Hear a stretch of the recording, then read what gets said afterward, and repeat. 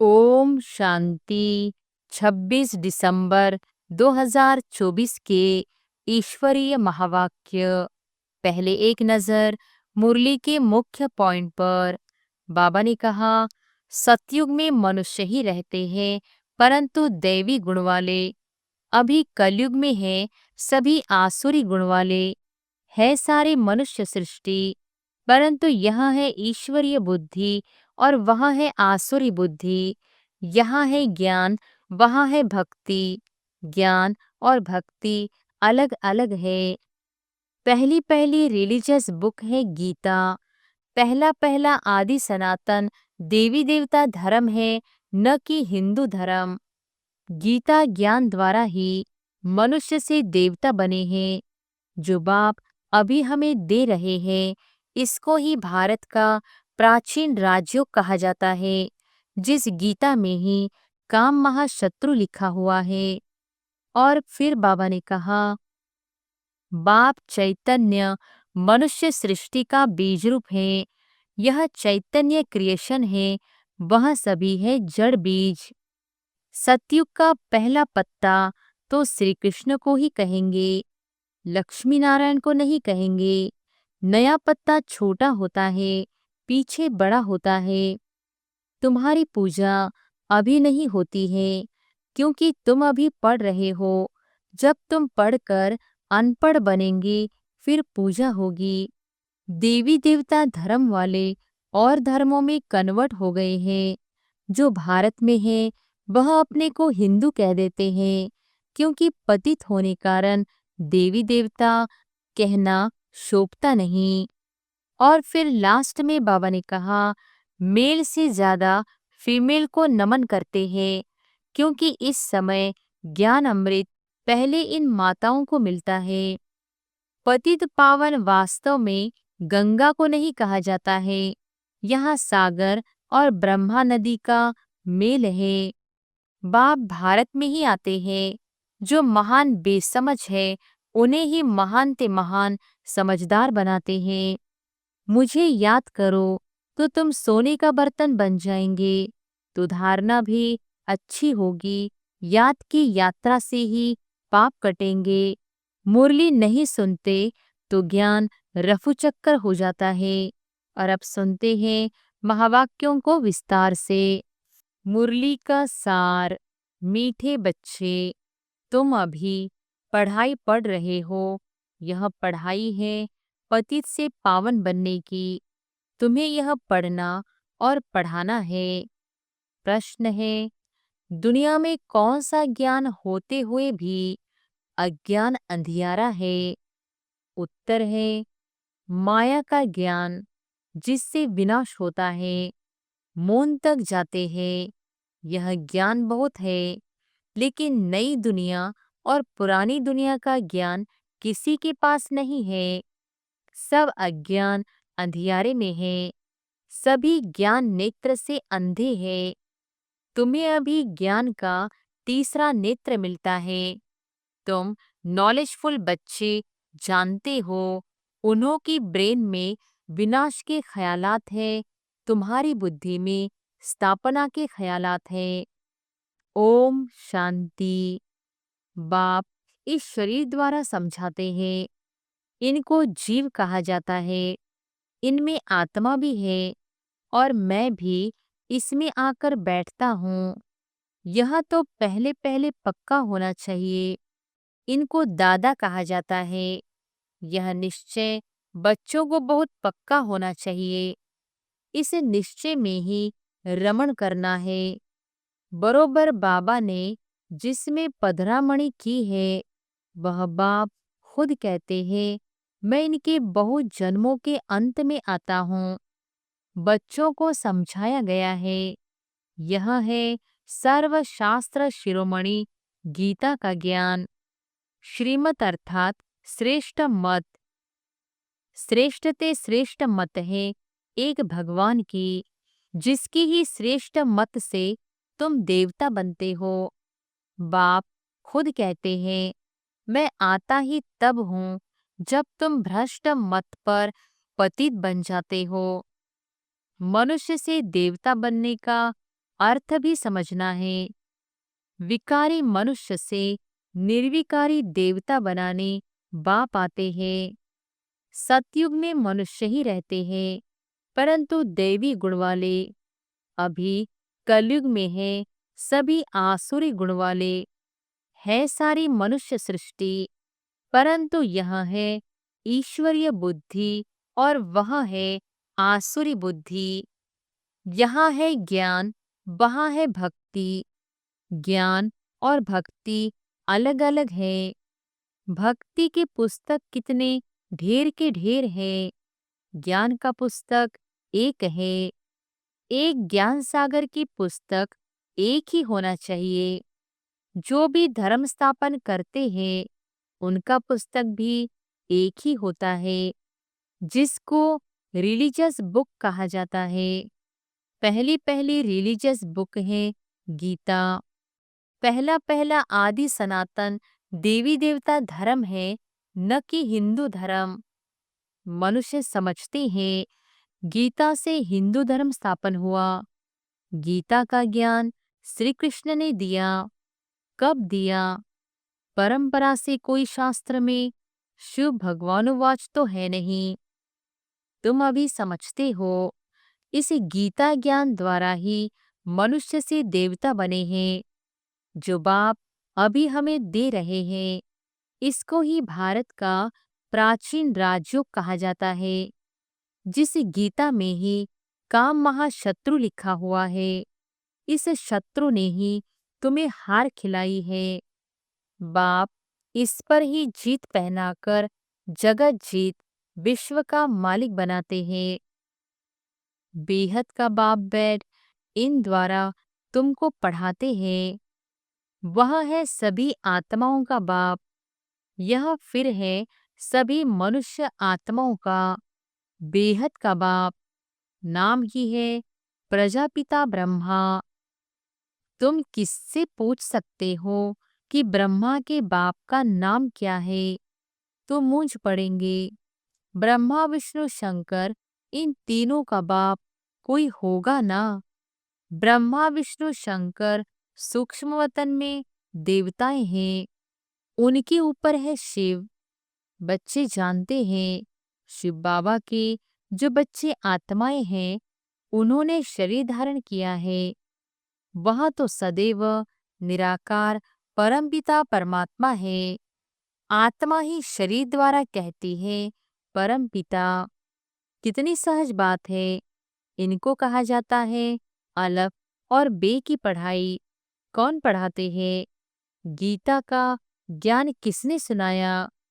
श्री कृष्ण को तो भगवान कहा नहीं जाता। वह तो देहधारी है, ताजधारी है।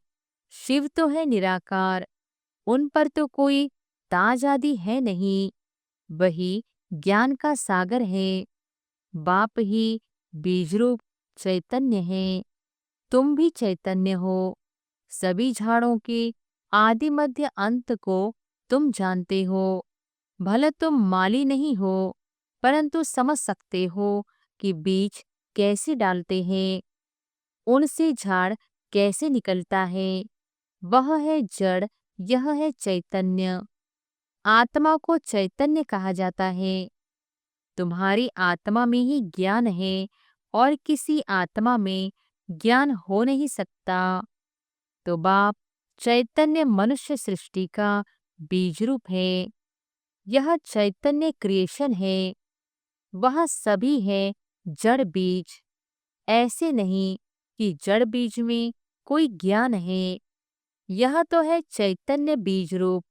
उनमें सारे सृष्टि की नॉलेज है। झाड़ की उत्पत्ति, पालना, विनाश का सारा ज्ञान उनमें है। फिर नया झाड़ कैसे खड़ा होता है, वह है गुप्त। तुमको ज्ञान भी गुप्त मिलता है। बाप भी गुप्त आए हैं। तुम जानते हो यह कलम लग रहा है। अभी तो सभी पतित बन गए हैं। अच्छा, बीज से पहला पहला पत्ता निकला, वह कौन था? सतयुग का पहला पत्ता तो श्री कृष्ण को ही कहेंगे। लक्ष्मी नारायण को नहीं कहेंगे। नया पत्ता छोटा होता है, पीछे बड़ा होता है, तो इस बीज की कितनी महिमा है। यहाँ तो चैतन्य है ना, भला दूसरे भी निकलते हैं। धीरे धीरे उन्हों की महिमा कम होती जाती है। अभी तुम देवता बनते हो तो मूल बात है, हमको दैवी गुण धारण करने हैं। इन जैसा बनना है। चित्र भी है। यह चित्र न होते तो बुद्धि में ज्ञान कैसे आता। यह चित्र बहुत काम में आते हैं। भक्ति मार्ग में इन चित्रों की पूजा होती है और ज्ञान मार्ग में तुमको इन्हों से ज्ञान मिलता है कि इन जैसा बनना है। भक्ति मार्ग में ऐसा नहीं समझेंगे कि हमको ऐसा बनना है। भक्ति मार्ग में मंदिर आदि कितने बनवाते हैं। सबसे जास्ती मंदिर किसके होंगे? जरूर शिव बाबा के ही होंगे। फिर उनके बाद क्रिएशन के होंगे। पहली क्रिएशन यह लक्ष्मी नारायण है, तो शिव के बाद उनकी पूजा जास्ती होगी। माताएं जो ज्ञान देती है उनकी पूजा नहीं, वह तो पढ़ती है। तुम्हारी पूजा अभी नहीं होती है क्योंकि तुम अभी पढ़ रहे हो। जब तुम पढ़कर अनपढ़ बनेंगे फिर पूजा होगी। अभी तुम देवी देवता बनते हो। सतयुग में बाप थोड़ी ही पढ़ाने जाएगा। वहां ऐसी पढ़ाई थोड़ी होगी। यह पढ़ाई पतितों को पावन बनाने की है। तुम जानते हो, हमको जो ऐसा बनाते हैं उनकी पूजा होगी। फिर हमारी भी पूजा नंबरवार होगी। फिर गिरते गिरते 5 तत्वों की भी पूजा करने लग पड़ते हैं। 5 तत्वों की पूजा माना पतित शरीर की पूजा। यह बुद्धि में ज्ञान है कि इन लक्ष्मी नारायण का सारे सृष्टि पर राज्य था। इन देवी देवताओं ने राज्य कैसे और कब पाया, यह किसको पता नहीं है। लाखों वर्ष कह देते हैं। लाखों वर्ष की बात तो किसकी बुद्धि में बैठ न सके, इसलिए कह देते यह परंपरा से चला आता है। अभी तुम जानते हो, देवी देवता धर्म वाले और धर्मों में कन्वर्ट हो गए हैं। जो भारत में है वह अपने को हिंदू कह देते हैं क्योंकि पतित होने कारण देवी देवता कहना शोभता नहीं। परंतु मनुष्यों में ज्ञान कहाँ। देवी देवताओं से भी ऊंचा टाइटल अपने पर रखवाते हैं। पावन देवी देवताओं की पूजा करते माथा झुकाते हैं, परंतु अपने को पति समझते थोड़ी है। भारत में खास कन्याओं को कितना नमन करते हैं, कुमारों को इतना नहीं करते। मेल से ज्यादा फीमेल को नमन करते हैं क्योंकि इस समय ज्ञान अमृत पहले इन माताओं को मिलता है। बाप इनमें प्रवेश करते हैं। यह भी समझते हो, यह ब्रह्मा बाबा ज्ञान की बड़ी नदी है। ज्ञान नदी भी है, फिर पुरुष भी है। ब्रह्मपुत्रा नदी सबसे बड़ी है जो कलकत्ता तरफ सागर में जाकर मिलती है। मेला भी वहाँ ही लगता है, परंतु उन्हें यह पता नहीं कि यह आत्माओं और परमात्मा का मेला है। वह तो पानी की नदी है जिसका नाम ब्रह्मपुत्रा रखा है। वह तो ब्रह्म को ईश्वर कह देते हैं, इसलिए ब्रह्मपुत्रा को पावन समझते। पतित पावन वास्तव में गंगा को नहीं कहा जाता है। यहाँ सागर और ब्रह्मा नदी का मेल है। बाप कहते हैं यह फीमेल तो नहीं है जिस द्वारा एडॉप्शन होती है। यह बहुत गुह्य समझने की बातें हैं जो फिर प्राय लोप हो जाती है। फिर बाद में मनुष्य इस आधार पर शास्त्र आदि बनाते हैं। पहले हाथ के लिखे हुए शास्त्र थे, बाद में बड़ी-बड़ी मोटी किताबें छपवाई है। संस्कृत में श्लोक आदि थे नहीं, यह तो बिल्कुल सहज बात है। मैं इन द्वारा राजयोग सिखलाता हूँ, फिर यह दुनिया ही खलास हो जाएगी, शास्त्र आदि कुछ भी नहीं रहेंगे। फिर भक्ति मार्ग में यह शास्त्र आदि बनेंगे। मनुष्य समझते हैं यह शास्त्र आदि परंपरा से चले आए हैं। इसको कहा जाता है अज्ञान अंधियारा। अभी तुम बच्चों को बाप पढ़ाते हैं, जिससे तुम सोजरे में आए हो। सतयुग में है पवित्र प्रवृत्ति मार्ग, कलयुग में सभी अपवित्र प्रवृत्ति वाले हैं। यह भी ड्रामा है। बाद में है निवृत्ति मार्ग, जिसको संन्यास धर्म कहते हैं। जंगल में जाकर रहते हैं, वह है हद का संन्यास। रहते तो इस पुरानी दुनिया में है। अभी तुम जानते हो, नई दुनिया में तुम्हें तो बाप से ज्ञान का तीसरा नेत्र मिला है, तो तुम कितने नॉलेजफुल बनते हो। इससे जास्ती नॉलेज होती ही नहीं। वह तो है माया की नॉलेज, जिससे विनाश होता है। वो लोग मून चांद पर जाकर खोज करते हैं। तुम्हारे लिए कोई नई बात नहीं। यह सभी माया का पॉम्प है।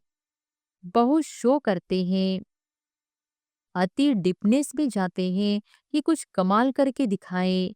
बहुत कमाल करने से फिर नुकसान हो जाता है।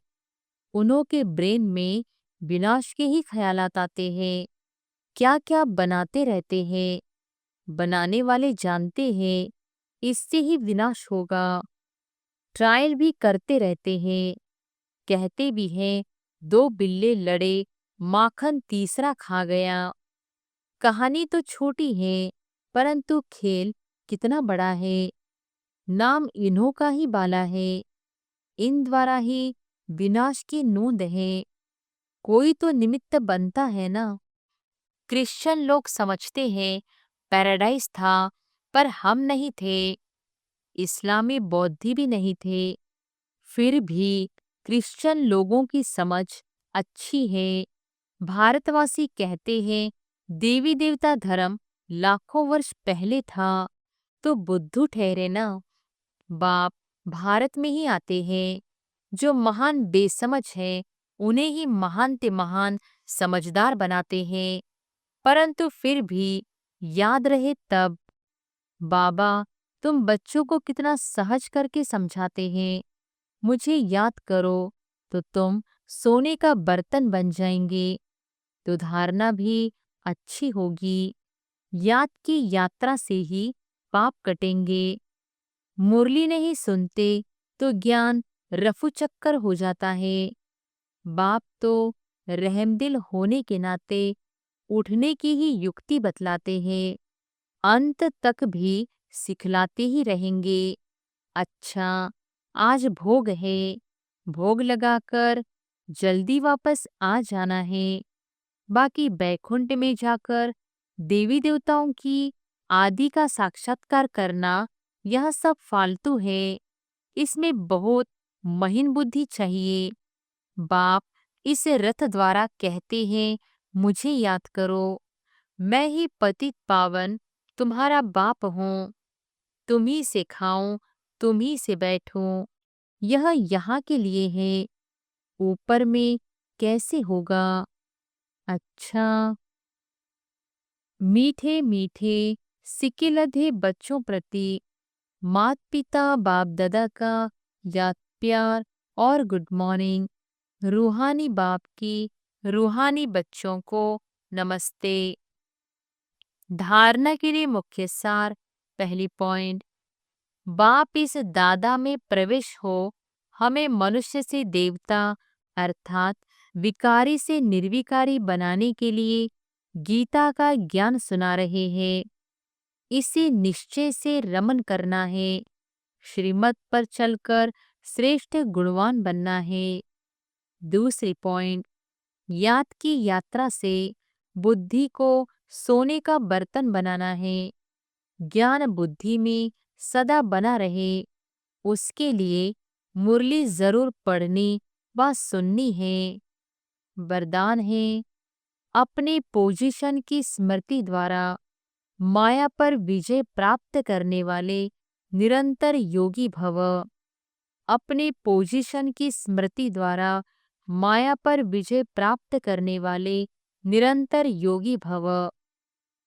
जैसे स्थूल पोजीशन वाले अपनी पोजीशन को कभी भूलते नहीं, ऐसे आपका पोजीशन है मास्टर सर्वशक्तिमान। इसे सदा स्मृति में रखो और रोज अमृत वेले इस स्मृति को इमर्ज करो, तो निरंतर योगी बन जाएंगे और सारा दिन उसका सहयोग मिलता रहेगा। फिर मास्टर सर्वशक्तिमान के आगे माया आ नहीं सकती। जब आप अपनी स्मृति की ऊंची स्टेज पर रहेंगे तो माया चींटी को जितना सहज हो जाएगा। स्लोगन है, आत्मा रूपी पुरुष को श्रेष्ठ बनाने वाले ही सच्चे पुरुषार्थी हैं। अच्छा, ओम शांति।